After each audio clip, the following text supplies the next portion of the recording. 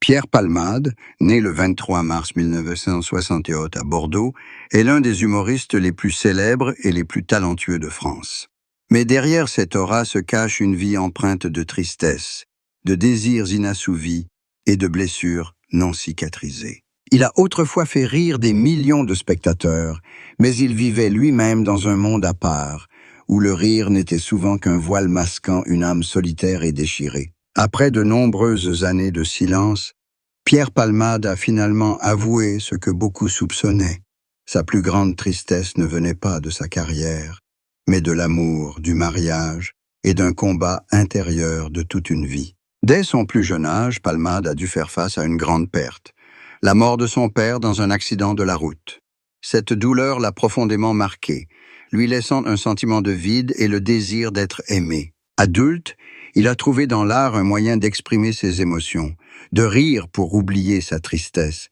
Mais au fond de lui, il désirait toujours être compris, être vu tel qu'il était. En 1985, Pierre Palmade épousa la célèbre chanteuse Véronique Sanson, une femme bien plus âgée que lui et déjà une icône de la scène musicale française. Ce mariage suscita beaucoup d'intérêt, tant en raison de la différence d'âge que de ses doutes quant à son orientation sexuelle. Au départ, Palmade y vit une preuve d'amour, une affirmation au monde qu'il pouvait vivre une vie normale. Mais leur relation devint peu à peu une prison mentale. Les différences d'émotions, de mode de vie et d'attente les séparèrent. En 2004, ils divorcèrent officiellement, clôturant un chapitre de leur vie, à la fois beau et douloureux. Après ce mariage, Palmade traversa une période de profonde crise. Il commença à se confronter à la vérité sur lui-même, une vérité qu'il avait tenté de dissimuler. En 2008, il fit son coming out. Cette décision fut à la fois libératrice et douloureuse. Il déclara un jour être hétérosexuel dans l'esprit, mais homosexuel dans le corps. Une contradiction qui l'empêcha de se sentir pleinement épanoui dans aucune relation. Il aimait les femmes émotionnellement, mais désirait instinctivement les hommes. Entre ces deux mondes, Palmade se perdait souvent, ne sachant plus où se situait sa place. Après son coming out, il a tenté de vivre plus authentiquement, mais la société n'était toujours pas prête à l'accepter tel qu'il était. L'opinion publique, le jugement et la pression professionnelle l'ont plongé dans la dépression. Pour échapper à ce sentiment de vide, il s'est tourné vers l'alcool et les drogues, notamment la cocaïne, pour oublier temporairement la réalité. Mais la dépendance n'a jamais été une échappatoire. Elle n'a fait qu'approfondir la blessure qu'il avait dans l'âme. Palmade a tenté d'arrêter à plusieurs reprises, a promis de tout recommencer, mais a ensuite sombré à nouveau. Il a lui-même admis que la dépendance avait presque tout détruit, sa carrière, sa santé, ses relations et son estime de soi. Un grave accident de la route en 2023 a marqué un tournant douloureux dans sa vie. La voiture qu'il conduisait a causé un accident qui a grièvement blessé de nombreuses personnes et il a lui-même été hospitalisé dans un état critique. Un test positif aux drogues a ensuite été diagnostiqué, ce qui a presque complètement détruit sa carrière. Mais ce qui a le plus choqué le public, ce n'était pas seulement l'incident, mais l'image d'un homme qui avait autrefois fait rire tout le pays, aujourd'hui confronté à une solitude extrême, à l'hôpital, empli de regrets et sous le regard sévère de la société. Les conséquences de l'accident et des années de dépendance ont gravement endommagé sa santé. Palmade a été victime d'un accident vasculaire cérébral, affectant sa capacité à parler et à se déplacer.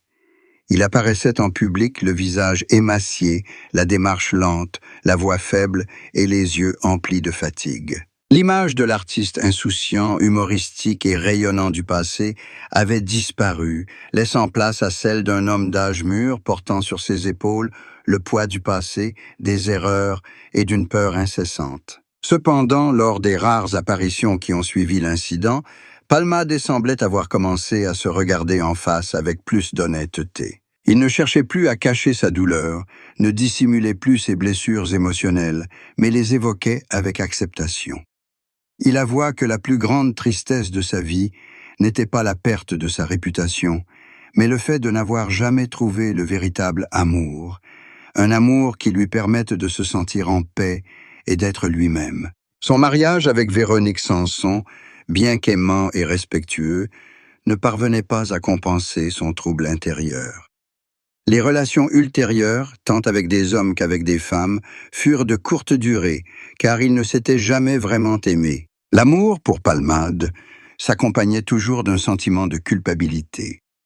Culpabilité d'avoir fait souffrir les autres, de ne pas avoir été à la hauteur des attentes, de ne pas avoir maîtrisé ses addictions, d'avoir laissé sa carrière sombrer. Mais au fond, il demeurait un homme qui aspirait à être aimé, à être pardonné, non seulement par les autres, mais par lui-même. La vérité sur sa santé, son mariage brisé, ses années d'addiction, tout cela raconte la même histoire.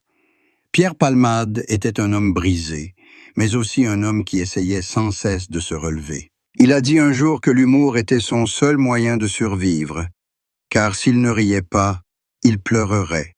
Et c'est peut-être là la plus belle tragédie d'un artiste, vivre pour faire rire les autres, alors que c'est lui qui a dû endurer le plus de larmes. Aujourd'hui, lorsqu'on repense à la vie de Pierre Palmade, on ne voit pas seulement un humoriste, mais aussi un homme. Un homme vrai, faible, contradictoire, mais aussi très humain. Sa tristesse n'est pas seulement la sienne, mais celle de ceux qui ont dû vivre avec le jugement, qui ont dû se battre pour être eux-mêmes.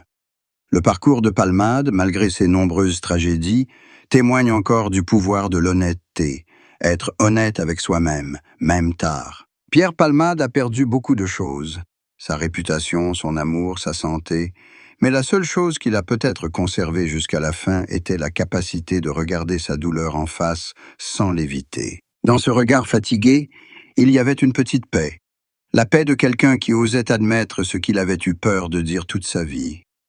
Sa plus grande tristesse n'était pas la solitude, mais de n'avoir jamais été aimé comme il se doit. Et c'était peut-être là la tragédie la plus profonde de la vie d'un artiste né pour faire rire le monde, mais qui n'a jamais trouvé son propre rire. Ces dernières années, après avoir traversé de nombreux événements, Pierre Palmade semble être entré dans une période de réflexion plus profonde que jamais. Il ne cherche plus à prouver quoi que ce soit au public, ne cherche plus à plaire aux autres, mais revient à lui-même. L'homme qui s'est maintes fois posé devant le miroir pour se demander « Qui suis-je et mérite-je d'être heureux ?» Cette question paraît simple, mais pour Palmade, elle est le résultat d'un long cheminement semé de pertes et d'autodestruction. À 57 ans, son corps est affaibli, mais son regard est différent.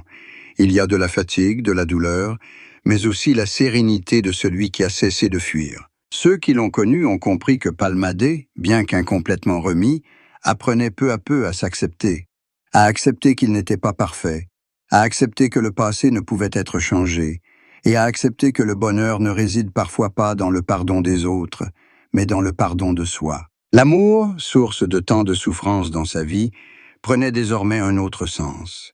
Il ne recherchait plus l'amour romantique comme auparavant, mais parlait davantage d'amour simple, l'amour de la vie, l'amour de la scène, l'amour de ceux qui croyaient encore en sa capacité à changer. Bien qu'il ne se produise plus régulièrement, Palmade restait en contact avec ses amis du monde artistique, participant occasionnellement à de petits projets ou écrivant des scénarios, une façon de rester connecté à l'art, la seule chose qui ne l'avait jamais trahi, ne l'avait jamais